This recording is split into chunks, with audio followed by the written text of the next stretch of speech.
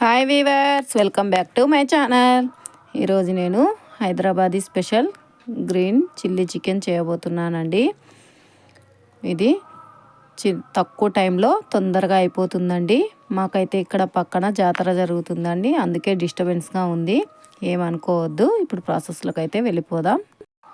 ముందుగా కొంచెం పుదీనా, కొంచెం కొత్తిమీర, పచ్చిమిర్చి, జీడిపప్పు, ఇప్పుడు కొత్తిమీరని మిక్సీ జార్లో కొంచెంగా వేసుకుందామండి. ఇవి కాడలు ఎక్కువ ఉండడం వల్ల ఇలా కనిపిస్తుంది, కొంచెమే ఉందండి. కాడలతో సహా వేస్తేనే మనకైతే టేస్ట్ అయితే వస్తుందండి. కొంచెం పుదీనా, ఎక్కువ అయితే వేయొద్దు, పుదీనా కొంచెమే వేసుకోవాలి. ఇప్పుడు పచ్చిమిర్చి ఒక 4-5, మనం కారం ఏమి యూజ్ చేయం కాబట్టి ఇదే కారం అండి. ఇంకా ఇప్పుడు జీడిపప్పు కూడా మనం కొన్ని నీళ్లు వేసుకొని పేస్ట్ చేసుకోవాలండి. ఇప్పుడు చూడండి, పేస్ట్ అయితే అయిపోయింది.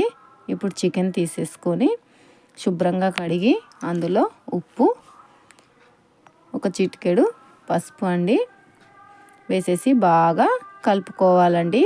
బాగా మిక్స్ చేసుకోవాలి. ఇందులో ఇంకా మసాలాలు ఏమి యాడ్ చేయట్లేదండి మనం, ఇదే మసాలా దీనికి. మొత్తము బాగా కలుపుకోండి.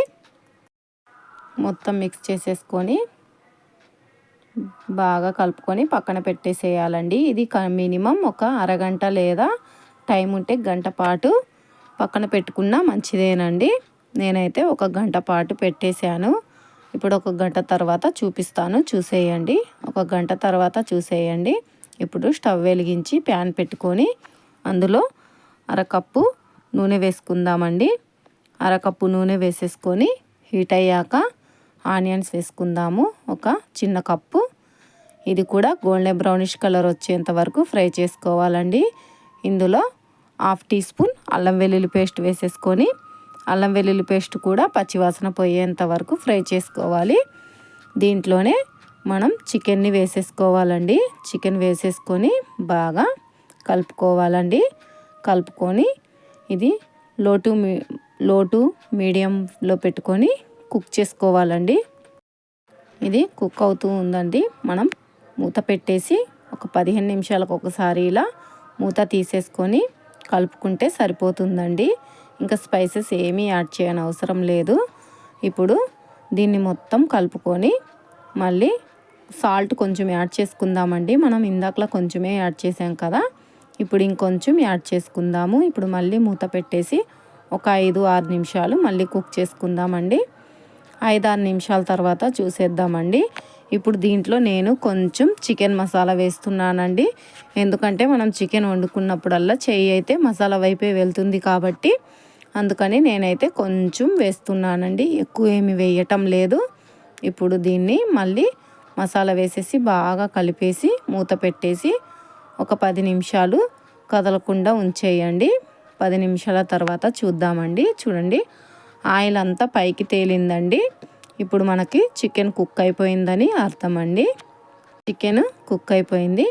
ఇప్పుడు ఒక పీస్ని తుంచి చూపిస్తాను, చూసేయండి. చూడండి ఎంత సింపుల్గా కట్ అయిపోతుందో.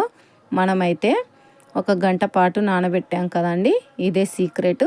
చికెన్ తొందరగా కుక్ అవుతుంది, అందుకే ఒక గంట పాటు నానబెట్టాలన్నాను. ఇప్పుడు సర్వింగ్ చేసేసుకుందామండి. స్టవ్ ఆఫ్ చేసుకొని ఇప్పుడు సర్వింగ్ బౌల్లోకి తీసేసుకుందామండి చికెన్ని. ఇది చపాతీలోకైనా సరే, బగారా రైస్లోకైనా సరే, ఫుల్కాలకైనా సరే, దేంట్లోకైనా చాలా సూపర్గా ఉంటుందండి. ఎమ్మీగా ఉంటుందండి. సండే కదా, మీరు కూడా ఇంట్లో ట్రై చేయండి. అప్పుడప్పుడు రెస్టారెంట్లోనే కాదండి, ఇంట్లో కూడా ఇలా తయారు చేసుకోవాలి. ఇప్పుడు పైనుంచి కొంచెం కొత్తిమీర చల్లుకోండి. ఇంకా దీనికి మనం ఏం డెకరేషన్ చేయాల్సిన అవసరం లేదు. నేనైతే ఆనియన్ పెట్టేసుకుంటున్నాను, ఒక 2 ఆనియన్ ముక్కలు. ఇది ఆగటం లేదండి, కిందకు వెళ్ళిపోతుంది.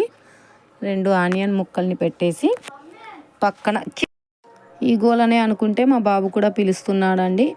ఇప్పుడైతే ఇలా పచ్చిమిర్చి పెడుతున్నాను, మీ ఇష్టం. లైక్ చేసి కామెంట్ చేయండి.